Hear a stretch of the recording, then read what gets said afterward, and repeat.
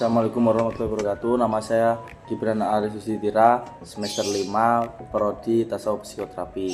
Di video ini saya akan menjelaskan tentang indikator nafas untuk tugas UTS. Pertama saya akan menjelaskan apa itu nafas terlebih dahulu. Di sini ada secara bahasa, yakni nafas adalah kepribadian ataupun jiwa. Tapi dalam Al-Quran, nafas itu menggambarkan di mana manusia memiliki dinamika perasaan yang berubah-ubah, mau dari segi spiritual ataupun duniawi. Ketiga, dalam psikologi Islam, nafas ini fungsinya sama kayak ego, seperti motivasi diri ataupun emosi yang naik turun. Nah, yang keempat, seorang muslim pasti dirinya ingin merasa lebih baik. Maka dari itu ada namanya tazkiyatun nafas, yaitu penyucian jiwa. Nah, baik, di sini yang kedua ada jenis-jenisnya. Tingkatan nafas pertama ada nafas amaroh dan nafas lawamah, begitu pula ada nafas mutmainah. Jadi nafas amaroh ini ciri utamanya pada seseorang ini biasanya dikuasai oleh hawa nafsu dan perbuatan-perbuatan negatif lainnya. Dan kondisi psikologisnya biasanya impulsif, suka marah-marah, egois, dan seenaknya sendiri. Yang kedua ada nafas lawamah, yang dimana nafas lawamah ini seorang ini berjuang untuk menyeimbangkan dirinya supaya tetap baik dan tidak melakukan keburukan. Biasanya kondisi psikologinya seperti apa? Biasanya memiliki konflik batin ataupun ambivalen. Yang ketiga ada nafas mutmainah. Ini adalah nafas yang paling bagus di tingkatan-tingkatan yang lain. Seperti jiwanya ada jiwa yang tenang, damai, karena adanya keberadaan Allah Subhanahu wa taala. Di kondisi psikologinya dia merasakan damai dan stabil pada semua emosinya.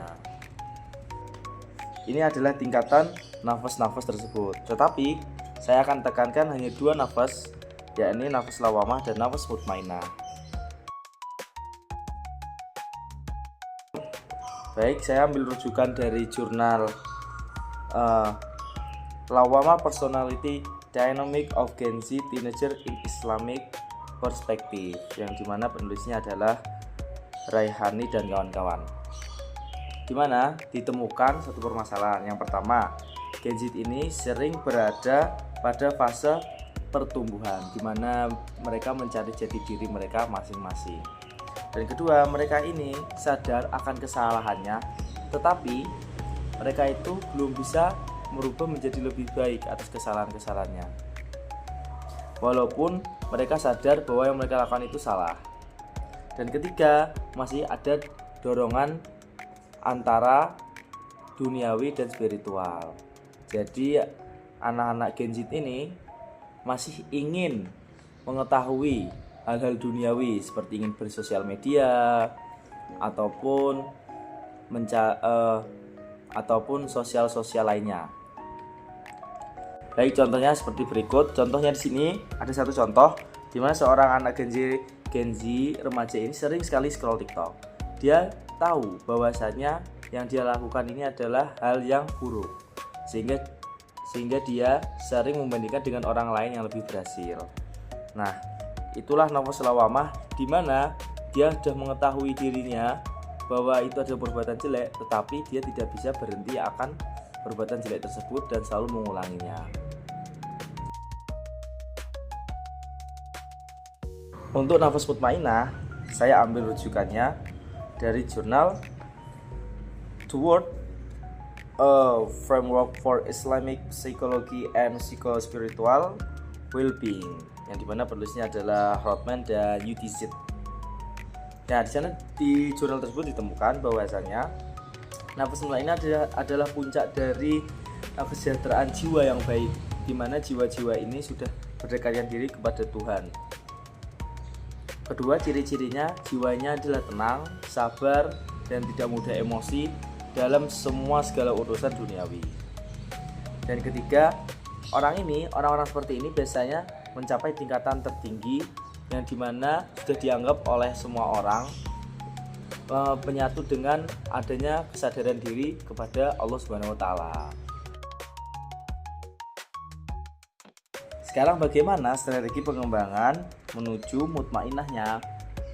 Berikut.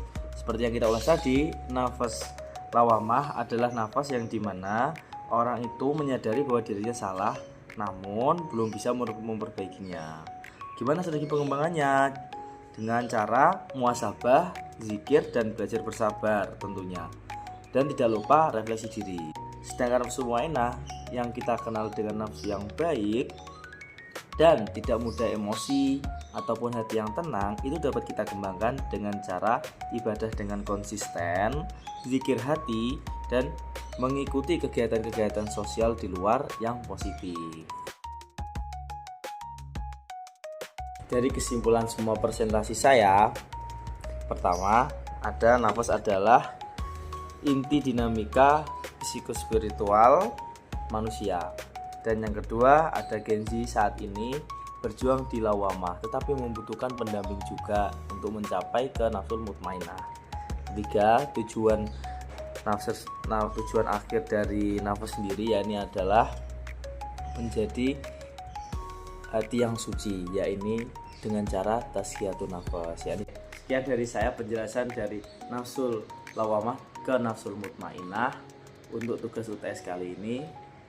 Assalamualaikum warahmatullahi wabarakatuh.